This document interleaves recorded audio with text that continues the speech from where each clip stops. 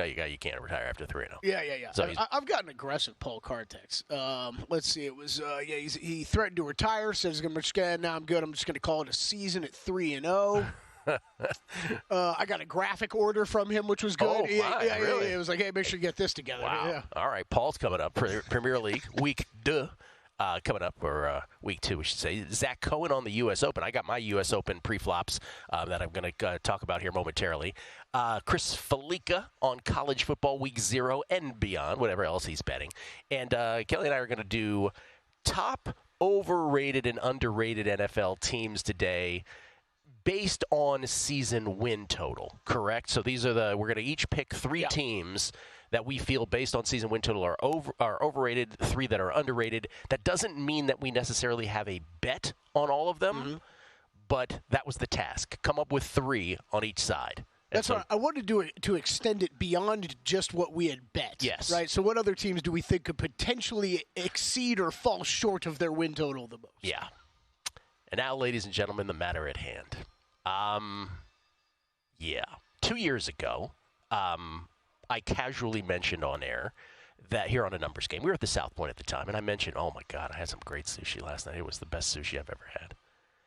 And Kelly said, what's the name of the place? And I said, well, I'm not telling you. Where'd you go? I'm not telling you. I want to keep it for myself. It's called gatekeeping. The kids call that gatekeeping. And Kelly could not believe. By the way, I didn't tell him off air.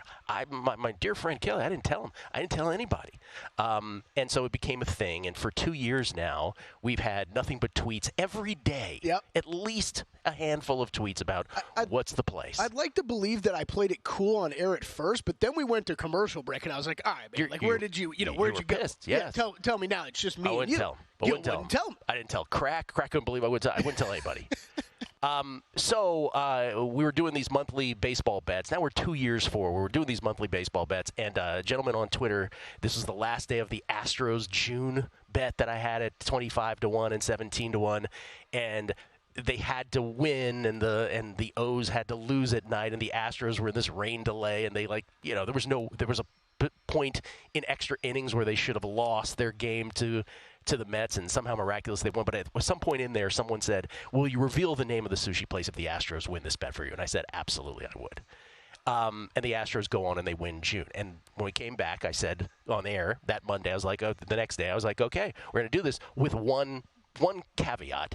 If the proprietors of the place do not want me to, right? And we've said this many times through the months and the you have been great about cautioning people with it. Crack and I thought you've been ridiculous the whole time, that there is no way this restaurant wouldn't want the promotion.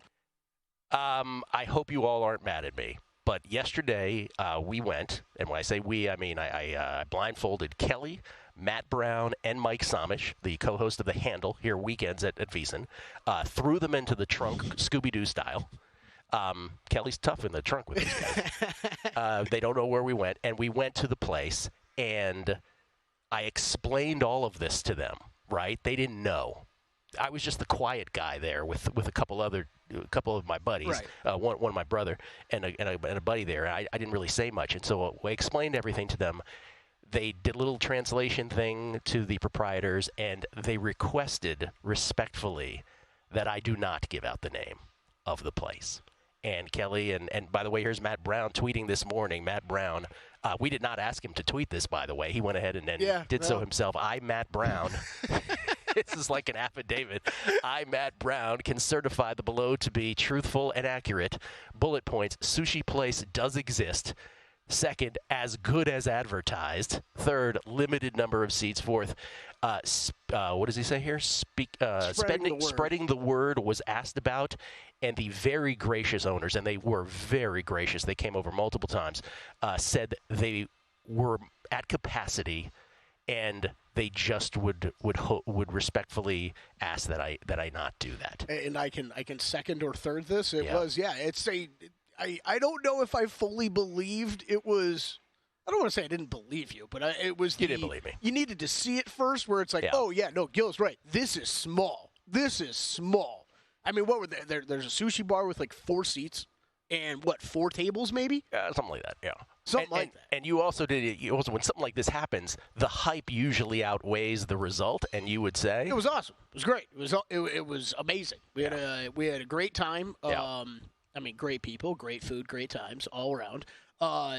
Gil and Mike Somich fell more deeply in love with each other's appreciation of quality sushi. Well, Matt and I sat on the other side of the table, and I feel like we looked down upon for our sushi roll orders. Well, Somich and I are Californians. And so there's a certain air and snobbishness to our sushi love. Oh, yeah. And then you guys are the savages. I did live there for 5 years, too, but gosh, yes, the judgment that was coming from that side of the table. They didn't even have to say anything. Thank God you were there, Samich. Anyway, I apologize. I hope that I said this caveat enough that you'll understand that this was always a possibility. This was supposed to be the sushi reveal. I'll reveal 2 and 3 later on the show if that interests you. Number 2 and number 3. Yeah, there you go. There you go. But I'm sorry. Yeah, we had a ton last night too. There was a ton. It's a feast. Gil, it usually takes a while, I think, for Gil to trust someone like this. But Mike just wanted to order some things. He kind of looked over at Gil. Gil's like, I trust you. You're doing a great job. Just keep ordering away. Yeah. And just more stuff kept coming. I did the initial, and then I was like, you want to have a stab at it? And he went on. So anyway, I had prepared such a. I feel so bad from a production standpoint for the fans of the show, though, because I had prepared great videos on the outside. You did. I got pictures, all this stuff, but. The owners would prefer us not to share. Again, I apologize, but out of respect to the owners, and we do have a subset of listeners that are thrilled by this. By the way, we've had some listeners who are like, "Please don't give it out; it's a thing." So it will always remain the secret sushi. Yeah. Yeah. Okay. And it was great, and it was definitely a part of Vegas that I am never in. Never in. No one ever is. Okay, there's no artful segue to this, and we'll say this the next hour too for those who missed this, but no artful segue to this. But they did have the U.S. Open draw, United States Open tennis draw after the show, right after the show yesterday. So Drew, Zach, and I, Zach Cohen, Drew Dinsick from Whale Capper on Twitter, and of course from the Deep Dive and Bet the Edge podcast, Zach, who works at Zach does Tennis Channel podcasts, by the way. And by the way, Zach will join us momentarily with his U.S. Open thoughts. But we did the podcast. We waited actually a few minutes for the draws to come out. Tennis, let me just say this, what I said on the podcast. Tennis has the decency, more than any other sport, and they don't do this on purpose, I don't think, but it works out this way. They confine the slam season. There is tennis after the U.S. Open. It's indoor hard courts, and there's a WTA and an ATP final. But the slam season is, okay, we're in the NFL playoffs now. We'll have an Australian Open, and we'll begin the slam season of tennis. Oh, wait a minute. The football season's about to start? Okay, we'll time it so that the men's final is the first Sunday of the NFL season, and then have at it football. So this is also the beauty of tennis. So I made a couple bets about a week ago. You can actually get a better number on Iga Swiatek to win the ladies' side. I got plus 320. You can get her plus 375, plus 340. I mean, shop around. You'll get a better number than I will. Her hard court numbers are still better than anybody else's by margin. Hate to say it, but they are. And I do have an Iga Carlitos parlay at plus 950 as well. Those are the ones that were, sort of done before yesterday. Now, yesterday the draw came out. I don't have anything on the men's side. I think it's top heavy. I think it's largely one of these situations in men's tennis where the favorites are the favorites, and Zach has a play on the men's side, which you'll get to, and I kind of endorse it, but I didn't ultimately pull the trigger. Where I did when I ran the numbers is in women's Q2 and women's Q3. So not the Iga quarter, not the Arena Sabalenka quarter, but the ones in between. So Q2, which would essentially, for our purposes, be called the Elena Rybakina quarter, and Elena Rybakina just fired her coach. She hasn't been practicing. She's been a mess all season. I'm not backing her, but we ran the numbers. Karolina Mukova ended up being a bet for me at 10-1. Karolina Mukova, who was a French Open finalist a couple years back, but 10-1 was a play, and I sprinkled a little sum on Anna Kalinskaya at 21-1. So Karolina Mukova at 10-1, Anna Kalinskaya at 21-1 were a couple bets on the women's side in Q2. By the way, the numbers also showed some value on Yulia Putintseva at 25-1, but I did not bet that. ultimately, I just wanted to confine it to Who's those top two. of that quarter? Like who's Elena Rybakina. Oh, Rybakina. Yeah. Q3, which is, de facto, we'll call it the Coco Gauff quarter. And Coco, as we've documented on this show, she's just having all kinds of problems with the forehand. But she is the defending champion, it should be noted. The play was on Paula Badosa. Paula Badosa's numbers are just as good as Coco's, and in fact, 6-month numbers are even better than Coco's. Took her at plus 550. The lovely and talented Paula Badosa from Spain at plus 550 in Q3. There was value also shown in that quarter per the numbers on Vika Azarenka at 20-1, but I did not play that. I did not play that. So I confined it to those 3 bets, 2 in women's Q2, Mukova and Kalinskaya, and then 1 on Q3, which is Badosa. Zach has plays on the men's side, though, as well. He's coming up with some. So he's got a quarter play that you may find interesting as well. So the U.S. Open, which is just a spectacular 2 weeks of tennis, begins on Monday. So by the time we're here Monday morning, it will have already started East Coast time. So I want to get those in, and we'll get them from Zach in a bit. Paul Carr is standing by, however. 3-0, opening week Premier League. He's the dude that just moves the chains every year in soccer betting, as we documented last week. We see if he can move them some more forward on the other side. It's a numbers game at VSiN, the Sports Betting Network.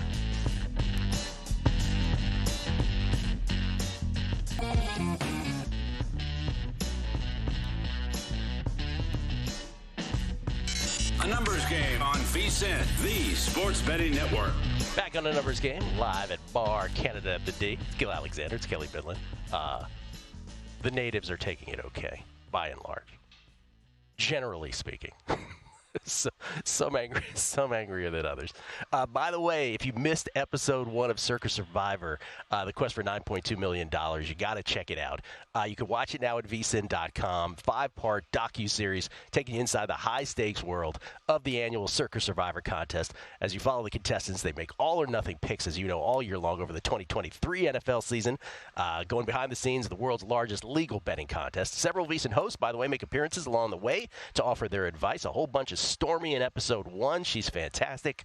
And you can watch episodes 2 through 5 next week, Monday through Thursday, 9 p.m. Eastern, 6 p.m. Pacific on VSiN.com and YouTube TV, as well as a live broadcast on X. Go to VSiN.com/survivor to check out episode 1 if you haven't seen that as well, and all the details on episodes 2 through 5. Was that we're ready to go signal? Oh, it was not. Oh, can we talk about the end of yesterday's show? So Crack does the second hour of the show on Thursdays, as everybody knows. And at the very end of the show, we got word, not we got word, but the word came down that the Washington Commanders had traded Jahan Dotson to the Philadelphia Eagles, and we talked about the terms of the trade. Some draft picks go back and forth, but I was sort of, as a lifelong Skins fan, I was sort of perplexed that Washington would so readily deal Dotson, who they drafted in the first round just a couple years back, that they would so readily deal him first of all, to a team inside their division. That's 1. This close to the beginning of the season, that's 2. And then 3, just based on their depth charts, you're okay with De'Ami Brown now being your number 2 across from the incomparable Terry McLaurin? Very interesting. And so I was perplexed and talked about that on air briefly before we went off air. And then this morning we have a report from Pro Football Talk, a potential Brandon Ayuk trade from the Niners to the Commanders reportedly back in play. This Brandon Ayuk trade saga has been interminable. For a guy, by the way, great player, don't get me wrong, but not the single greatest wide receiver of all time. Let's not get crazy either. But the amount of twists and turns of this Brandon Ayuk thing has been unbelievable, because I was ready to just concede he's going to stay a Niner. He never wanted to leave in the first place. They probably never wanted him to go. Now this possible. I just feel, it feels like this happened more and more every year, but specifically this year, of just the fact that teams are even willing to have conversations about stuff like this close to the season starting. Very odd. John Dotson, you're talking about a starting wide receiver for the Commanders. And, on the Eagles side, it's adding another weapon to now probably the strongest wide receiving core in the league. Wide receiver 3 he will be. Yeah. Yeah, behind Devontae and A.J. Brown. So good for the Eagles. We'll see what happens with Ayuk. Paul Carr joins us now, courtesy of the Progressive Guest Line. You can follow him on Twitter, at Paul Carr, C-A-R-R. 3-0, week 1. What could go wrong? What's happening, Paulie? I tried to quit, but you guys pulled me back in. So here I am. Hey, before we get to your picks though, can you talk about this Man City thing a little bit? Because they're kind of two different markets going in opposite directions, pretty high up on the board. Explain. Yeah, so they are, the title favorite as expected. Nothing strange there, around even money, give or take.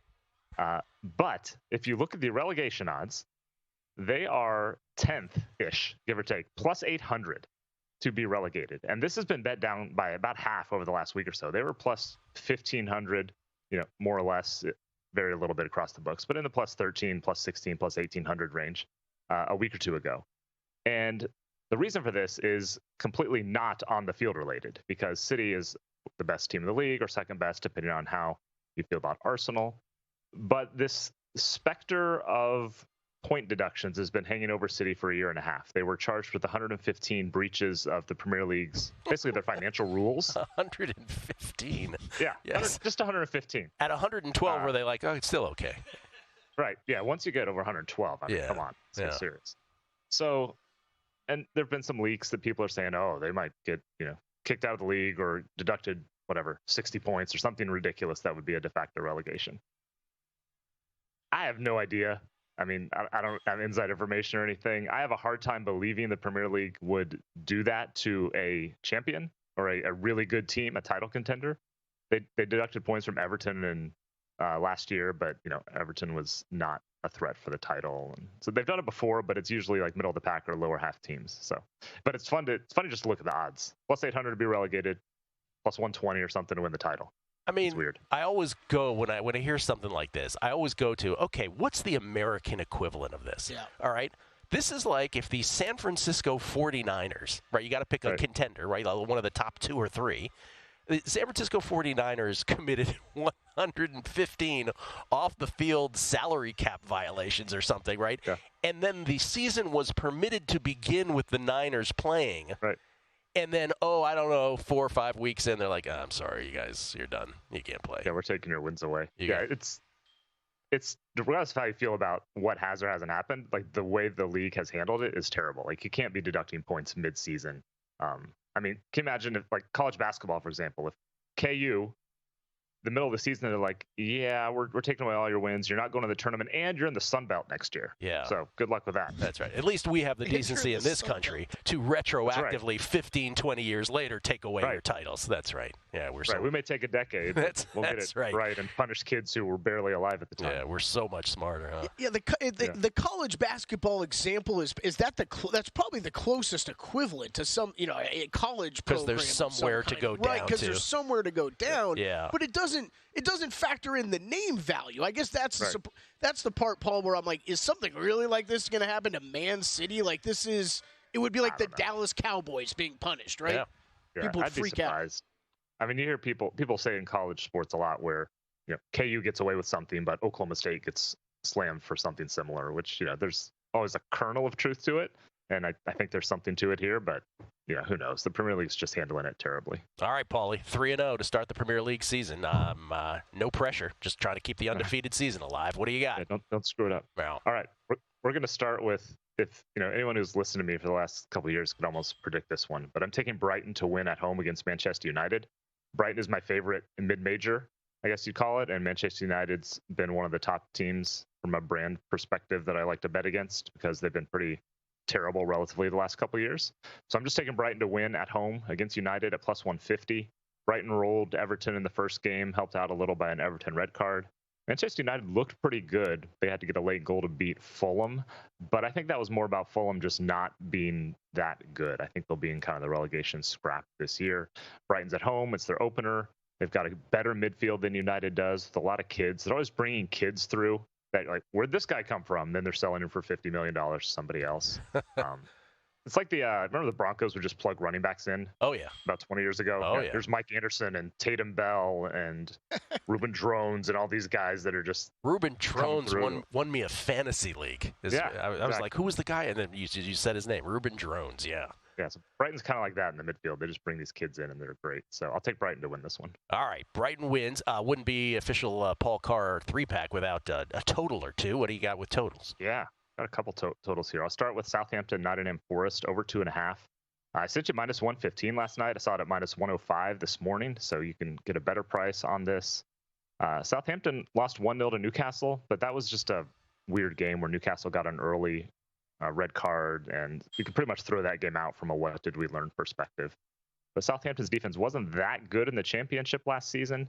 They'll probably have more of the ball in this game, but that plays into Forest's hands. They like to counterattack through Gibbs-White and Hudson-Odoi, etc.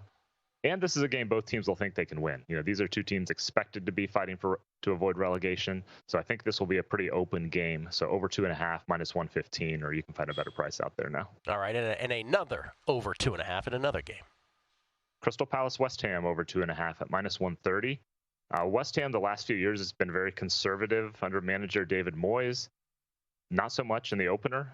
Their new manager Julian Lopetegui had them playing wide open. Made the most entertaining game of last weekend, 2-1 loss to Aston Villa, 4.5 expected goals total, over 2 each. So West Ham's got attackers. Palace still has a couple pretty good ones, even though they lost their best guy, Michael Olise, to Bayern Munich. So I think this one should be open too, over 2.5, minus 130. All right, Paul. Paul's picks once again: Brighton plus 150 to beat Man U. Shop around for the prices, and the over 2.5 in both the Southampton Nottingham Forest game and the Crystal Palace West Ham match as well. Crystal Palace West Ham, a little more juice than the previous, but always shop around again. Last 30 seconds. You are a lifelong Miami Dolphins fan. What is your expectation, sir? I'm kind of weirdly optimistic. I almost feel bad saying this. It makes me nervous. But I feel like the Bills are kind of a mess in the division, a lot of injuries. The Patriots we know are terrible, and I don't believe in Aaron Rodgers and the Jets. So I'm like, if the Dolphins don't win the division this year, I'm going to be pretty disappointed, even though a lot of their defense isn't back because they let them go. But the offense from a skill position is still there intact. Offensive line questions, but I don't feel like anyone else in that division scares me right now. I share your feeling on the Bills. It should be interesting. Obviously, one of those four teams, not like the other of the Patriots, but it will be fascinating between the Bills, Jets, and Dolphins. And I love this about Mike McDaniel, too. Is Mike McDaniel the coach of the yes, Mike McDaniel. Because you always get those names mixed up. I love him as a coach. Love him. But I wonder if things go bad, if the way he is comes back to haunt him. Thank you, Paul. Appreciate it. At some point, that'll happen. Zach Coe.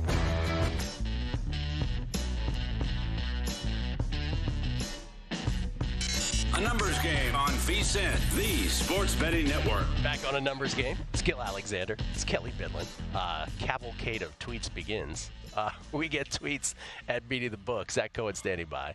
Let's see here. What do we got on tweets? Joe C.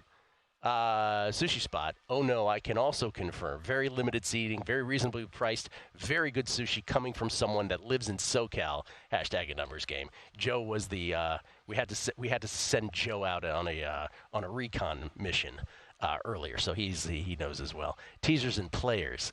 Late line movement. The sushi location, this is right before the show. He goes, late line movement after the Matt Brown tweet. The sushi location will not be disclosed out of respect to the owners. In lieu of this, let's have the eggnog challenge. Nope, never Bring again. it back. Never again. It's an old primetime action gag. I don't regret doing it necessarily, but I haven't had a sip of eggnog since, so I don't know that I will for the rest of my life. This is from Gil's guy. Says this is absolutely ridiculous. I don't know how I could trust Gilly with anything anymore. Wow, I'm devastated. This might be the end of a numbers game as we know it. I like Gil's guys, by the way. This one is from, let's see, what's the next one here? Let's read a couple more. Rick Ollier. No sushi? This is an outrage. I'm going to head downstairs to the McDonald's to eat my feelings. At least I know that Mickey D's of the D will always be there and never let me down. Okay. Mickey D's is gone on Sunday. Yeah. That's right. I've had my last hash browns at this McDonald's. And we'll read one more here, and then we'll move on. Logic 3227. Got to keep the sushi spot as a running theme. You should pick a date, and every year on that date, ask them if they've changed their minds, and we'll let you reveal it. That's a great idea. Yeah, that's a good idea. I'll do that. That is a good idea. I'll do that. We'll make it National Sushi Day. Oh, one more here? Hoops by Hoots. ANG now stands for Angry Nigiri-less Gamblers. Hashtag, come on, man. Sorry. I just got to respect them. Ladies and gentlemen, he is part of the glue that holds this whole operation together. You can follow him on Twitter at BettingOnX. He also does podcasts for the tennis channel as well. It's the great Zach Cohen, everybody, courtesy of the Progressive Guest Line. What's happening, Zach? Not much. How you guys doing? Doing very well, man. Doing very well. Okay. Thank you, by the way, for doing the podcast yesterday, the Beating the Book tennis podcast, the U.S. Open preview. You gave out some stuff on there. Do you want to give out something on the podcast or something beyond the podcast? Yeah, I mean, I gave out Alexander Zverev to win the tournament at 12-1. I think you could still get that at 11-1. I would still take it. He has probably one of the tougher draws of the top players, but I just kind of trust him on a hard court because of that serve. I also think he's in really good physical condition. Also, quietly, nobody has won more matches than Alexander Zverev in 2024. I know that obviously Grand Slam success has kind of eluded him at this point in his career. He has not won a major yet, but I do think it's going to come. If he gives himself enough bites at the apple, I think that it's going to happen. And I do think that he has a really good opportunity to do it here, and not being on the Alcaraz and Sinner side of the bracket. So that was the one that I gave out. I also gave out Jessica Pegula on the women's side, but one that I ended up adding after was Yuri Leheshka 25-1 to win quarter four, which is the Novak Djokovic portion of the bracket. Wow. Obviously going to be a really tall order for him to do that. But at the same time, he was playing as well as anyone early in the 2024 season. He suffered an injury in Madrid, but he came back, looked pretty good in Cincinnati. He lost to Francis Tiafoe there, but that was a match that I really thought he should have won. I think he choked it away because the crowd was really in Tiafoe's favor. It was a grueling physical match. I think that if he were not playing Tiafoe with that crowd, he probably wins that match. At the same time, he's a powerful player with a big serve. I think that these conditions in New York do suit him pretty well, and I also like his draw up until the part of the tournament where he would play Djokovic, which would be in the quarterfinals. So I like his chances against a Rublev, against a Dimitrov. I just think that's a way too big of a number for a player that was playing so well early in the year. Who's your hunch on the ladies' side? Just if I said who's winning it, your response would be? I really think Pegula is going to win. Not even just at the number. I think she's going to win the tournament. I think that she is playing just as well as anyone right now. We saw her win in Toronto. We saw her nearly beat Sabalenka in Cincinnati. I think that she was fatigued by the time that came around because she had played so much tennis in the 2 weeks prior and played a lot of physical matches in the 2 weeks prior. But I think she's playing really well. She's serving well. That was kind of her big thing. At the beginning of the year, she took some time off to really work on that serve. She changed her team. And I also just like her, baseline game with her, flat strokes on the baseline, her ability to defend. I just think that, I think she has got as good of a shot as anyone. So the fact that you can get it at 12-1 is really enticing. Kelly, did you want to chime in on anything on that? I'm just glad to hear Zach's backing her because, she needs every penny she can get. And a win would be big for her future here. So, yeah. Thanks. Just always worried. Thanks for the chime in. I know you're always very concerned about her and her $7.5 billion fortune. Navarro's playing in Monterrey right now, so she needed to play a tournament bad too. Oh, we're Chump watching. change, Zach. Yeah, 1.5 billion. It's nothing. Yeah, I'm watching that right now. I couldn't believe. I was like, "Is this live?" It is live. Yeah. Okay. College football. You added some season longs.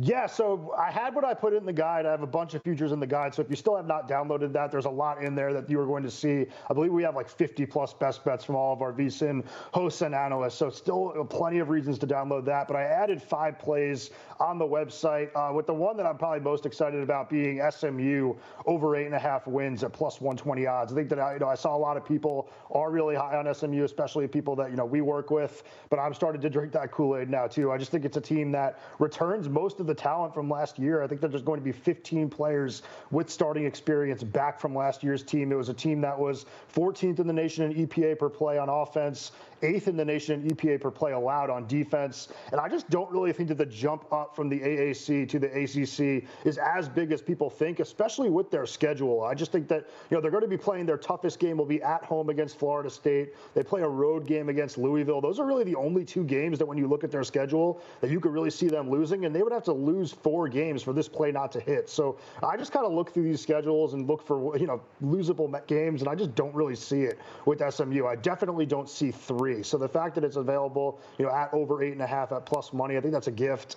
I really, really like this team heading into the season. I think they have a really good quarterback, good coaching, and just, loaded on both sides of the ball. Yeah, you are right, though. Again, Texas under is sort of the most consensus play I think we've heard this offseason, but there is a lot of love for SMU, right? There is definitely some consensus to that as well. Anything else from college football? I added Alabama to make the playoff at plus 100. I gave out in the guide Alabama to win the national championship, which is a bit more of a long shot. It was play on a number just because, when Saban was supposed to coach that team, it was only like plus 650, plus 700. Now it's all the way at, plus 1,400, plus 1,500. So I don't think that the drop off from Saban to DeBoer was worthy of that big of a drop off in the odds. I think DeBoer is an unbelievable coach. But, that still was a longer shot. I wanted to have a little skin on Alabama and something a little more realistic. So I went with them to make the playoff because I do think that if they win 9-10 games and they do fall short of winning 11, which is what I think they're going to win, they'll still make the playoffs because I think we're going to see the SEC get 3-4 teams in, and that might be a conservative guess, honestly. What do you think? I mean, obviously this is the first year of the 12-team playoff. We've all been, I don't want to say all because some never wanted to see this, but most folks wanted to see this happen. And from a betting standpoint, right, from a handle standpoint, it is going to be spectacular. It's more games for us to bet on. It's awesome. However, do you anticipate that first group of games, so some teams will get the bye, right? But then that first group of games is just going to be a collection of lopsided, 20-point spreads, and it's actually from just a fan standpoint is actually going to land with a thud? I don't think so. I think that there's a lot of really good teams in college football this year. I think that there's more parity than people might expect. So I think we're going to see some really good first-round matchups. I also think, those games are going to be played on the campuses, which is going to that's going to be awesome. Selfishly, as a Wisconsin fan, 12 teams is the only way I'll ever see my team in there. So that's something that's good. But, yeah, I think it's going to be mostly good for the sport. And I think that, there were some teams we've seen in previous years that could have beaten some of the powerhouses or, the perceived powerhouses. So I think we're finally going to get those teams, getting a shot is a good thing. That in and of itself will be interesting to see how that goes that time of year on college campuses with students being out, and it'll be very interesting to see how that goes just from a spectator standpoint. Zach, thank you as always. Appreciate it. No problem. Zach Cohen, by the way, check out the tennis podcast if you want to know all the bets for the U.S. Open. Drew Dinsick, Zach Cohen, and myself, again, at the Beating the Book Tennis U.S. Open preview, which is out now. And about the college football betting guide, if you haven't had the time to handicap the start of the college football season, lucky for you that this guide is out, and it has been out, packed with everything you need to dominate, from in-depth previews of all 134 teams to a preseason top 25, power ratings, proven betting systems, and more. The guide is your ultimate resource for college football, but that is not all. When you become a VSiN Pro subscriber today, you'll also receive our NFL betting guide plus instant access to our daily Pro Picks, 24/7 video, and exclusive data like our betting splits. Sign up today, get all the tools, trends, and tips you need to crush your bets throughout the entire college football and NFL seasons for just $175. That is it. Or start your monthly subscription for just $19 and experience how VSiN can elevate your betting game. Start betting smarter today. Go to VSiN.com/subscribe for all your options and become part of the Sports Betting Network. That's VSIN.com/subscribe. Matt Humans, Zach, Adam Burke, they always do a spectacular job with not only the guides this year, but every single year in every single sport that they do. Yeah. You're part of the NBA guide, I believe, as well. So, just great stuff. Yeah, we got an updated NFL one coming out soon, too. We had all punch-in board plays for that. So, yeah, a lot of stuff will be coming out here. We will go into the NFL bag next. 3 underrated, 3 overrated, based on season win totals. Kelly and I will take a stab at that. That's on the other side, and more of your sushi tweets. It's a numbers game at VSiN, the Sports Betting Network.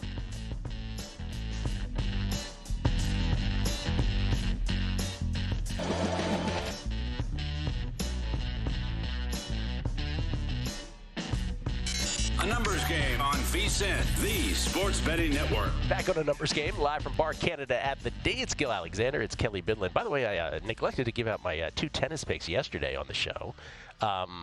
They ended up splitting, minuscule, very minute gain. Both were dogs. I have 2 today. One is, I don't know if the price is as good as it was last night. Again, VSiN.com/picks, every host, every guest, every sport that there's a bet in for subscribers at VSiN.com/picks. I am on the ladies' side for the second straight day. I am on McCartney Kessler. McCartney Kessler. There's a country club name for you, Kelly. McCartney Kessler. Yeah, I've struggled with this one the past couple of days. Plus, it's like Ricky Bobby with two first names. You got two last names. she was actually at a worse price this morning. Now she's at a better price than I had her. I got her plus 143 last night against Anastasia Potapova. She's plus 150-ish right now, so you get a better price on Kessler. And then Paulo Carreño Busta is on the men's side. This is in Winston-Salem. He's a little worse. He's minus 115 than the minus 109 that I got him at against Alex Mickelson. That is still playable at that price. So Kessler and Carreño Busta are the two plays. These are probably the last ones before the U.S. Open. We get tweets at Beating the Book. Real quick, let's run through a few of these. I wonder what these will be about, sushi-wise or otherwise. This will be from Buddhist Man. Oh, we love Buddhist. I love the use of "there's no artful segue to this, but," as if not releasing Secret Sushi's location is comparable to an untimely death or the latest Wander Franco news. Yes, I know. That's true. This is from, we got to throw these in. Steve the Proxy. The day Gil and Kelly are called into Bill 80's office and told, "Guys, A&G is so good, we're finally moving you to Circa." Gil responds, "No thanks. We prefer Bob Seger cigarettes and coffee-stained tables." That's the equivalent of this shameful sushi news. This is from Jamie Leva, who says, "Sushi snobs eating with Matt Brown and Kelly Bidlin, the sushi savages. I'm crying. Have a great day, gentlemen." Bosch in Chicago. Penalizing Man City in NFL terms would be like the Chiefs being penalized. Both have dominated their respective leagues and are the ones everyone is trying to knock off the mountaintop. Man City should be stripped of their titles and relegated. Bosch is very adamant about that. All right, we'll get to more coming up. 3 overrated, 3 underrated National Football League teams. These are based on season win totals. This does not necessarily mean we have a bet. We'll stipulate where we do and where we don't. My overrated, Kelly, I will start with that. I do have bets on the Pittsburgh Steelers, of course, to the under. Pittsburgh Steelers season win total is at 8.5. I've got them under 8. I've got them under 7.5. We have stated reasons ad nauseum as to why this is, beginning with their unbelievably ridiculous schedule. But we piled on even more with it earlier in the week with the Bill Barnwell stuff about how, what their record was in one-score games, not only last year, but the last 3 years, quite frankly. How they played multiple backup quarterbacks last year. How they had unbelievable turnover luck as well. So the Steelers' superpowers, just in those respects, there's a lot of unsustainability to all that. So I believe 8.5. Clearly, I backed it up with bets. 8.5 makes them the most overrated based on season win totals. I got the Giants overrated at 6.5, Kelly, as well. The New York Football Giants, and again, I can't recommend the Hard Knocks, the preseason Hard Knocks, or they call it the off-season Hard Knocks, I guess, enough on the New York Giants. They managed to survive on offense last year by recovering an unsustainably high percentage of their fumbles. They fumbled 24 times. They recovered 17 of them. So there was a lot of smoke and mirrors to what they did last year. Again, the naked eye watching these games doesn't pick up on this, but analytics sees all. Remember the year before when Brian Daboll got the Coach of the Year, I didn't think he deserved it. For as great an X and O's guys he is, they just performed really well inside the 20s, both on offense and defense, to a point that didn't, in a way that didn't exist inside the 20s. That's not sustainable from year to year. It all begins with Daniel Jones, and that contract is just absolutely an albatross for them. They lose Saquon Barkley. They lose Xavier McKinney on defense. They have improved the defense with Brian Burns to add him to a defensive core that has Dexter Lawrence. So they do have players on defense. Obviously, Kayvon Thibodeau there as well. But I just don't think the Giants are very good. And Daniel Jones, I mean, come on. This has been a disaster for the Giants, and it hurts them in terms of losing personnel. I think any success they've had, as we've just documented, has been a lot of luck factor in there. 6.5, too high for me. And then the Bills, 9.5 is too high. Listen, I love Josh Allen, but I've talked about it. Losing Stephon Diggs may not seem like a big deal, but at least he spread the field. Their answer to that was Marquez Valdez-Scantling. All the other guys, I don't know that they spread the field and allow for the Knoxes, right, the tight ends of the world, the Dalton Kincaids that Josh Allen has so relied on through the years. We'll see if that is still available to Josh Allen in the way that it has been. So I just think Buffalo is and the Buffalo schedule, by the way, not quite as hard as Pittsburgh, but really hard as well. That's not easy. those three to me, Pittsburgh, the Giants, Buffalo, those are the three most overrated season win totals. And to your point on overrated teams based on the MVS, season win total. Like, he's hurt. They think he's going to be back for week 1, but like that's kind of up in the air here still. So and he wasn't scaring anybody anyway. Right? So, yeah, and like we're still talking about Marquez Valdez Scantling. It's like we were talking about during the break. Like everything we want to talk about with Brandon Ayuk, he's good. He's a really good wide receiver. Yeah. But this isn't like the Jamar Chase, C.D. Lamb like conversation. That's right. I don't think it's exactly the same. So, you want me? I'll hit my overrated. Yes, we did share 2 of the same. No surprise there because I think we both have bets. Or no, do you have bets on Giants? I do not. Okay, so not to this moment, I do not. Okay, so I do. I did, and I kind of went 4 here. I think I said 3 each, but I was like, you know what? 3 of these I have bets on, and there's a 4th team that I feel like for about 5 weeks now I've been like, okay, when am I going to make this bet? When am I going to make this bet? When am I going to make this bet? So Steelers, Giants, we share. I've under bets on both of them, and I think that this is, especially when we're talking about this exercise, right? And it's okay, how much are you going to, exceed your win total by or fall short by? It's probably these teams that are kind of in the mid-range here that have the best chance, right, to really fall short by a lot. I think the Steelers could. I expect the Giants to. I bet the alt-under on them 5.5. The Bears, that number, my bet on the Bears, somehow the over just keeps getting bet on them. Like, I was looking at that yesterday. The under, because, it's up 9.5, at least at DraftKings now. Interesting comments as it related to USC about Caleb Williams, anyway, from Bob yesterday. Yeah, absolutely. I think this is nothing. This is not a knock against the Bears. I think there's no shame in being an 8-win team with a rookie quarterback in a very tough division, and that's kind of where I think they're going to be like 7-8 wins. And just 9.5 feels very lofty to me. And yes, I think Caleb Williams is going to be good. Yes, I think they've made some great additions to this team. I just think we're all expecting this in year 1 when it might take a little bit, and that goes on to my next one with the Chargers.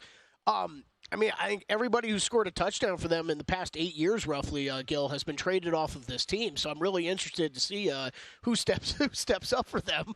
And I don't really know that I was thrilled at what we've seen out of Quentin Johnson and the likes, last year. So this is another one. I know we're all excited that Jim Harbaugh is there and Justin Herbert's amazing at quarterback, but I think it's going to take a little bit of time for Harbaugh to kind of get this team up and running.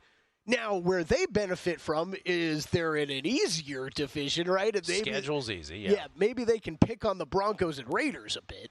But you also make a good point about, we've bet some of these we have in the others. Unlike, say, the U.S. Open draw comes out yesterday. I got to bet them real quick before the tournament starts. We feel like we have all off season to make them. So, inevitably, we get around to some of these very late. So there are a couple that, again, this is how I feel, but I haven't made the bet yet on the Giants. You know what? I'm glad Andrew just took that schedule, though, because I'm going to make a note right now. I'm not even going to bet this preseason because there's a chance they come out of the gates 3-0. That's correct. Yeah, and then I'll come in with the under. So that's make notes on these schedules. Most underrated based on season win totals. I feel Washington with a new regime there, not only ownership, but obviously in the coaching staff all over the place. And, of course, the number 2 pick in the draft, Jaden Daniels. I feel like that 6.5 is too low for them. They have a wide variety of outcomes, a wide variance of outcomes. I think that's too low generally. Seahawks, I've mentioned many times, 7.5 I think is too low. Mike McDonald, his defensive philosophy will take hold as the season progresses. I think that's too low on the Seahawks. And the Saints at 7.5 is really based on their schedule. Super easy schedule. Obviously got the 6 games within that division against the Bucs, the Panthers, and of course the who am I forgetting? Of course, Bucs and Falcons. Bucs, Panthers, Falcons. And in that division. So it's largely schedule based, but I think that's a little too low. Okay, I like it. We share one Seahawks. That's a play on bet on me for them to make the playoffs. Although it's kind of another one. I'm like, why haven't we bet the over on the 7.5? I kind of feel like me and you both should have. We will. And then I got a couple.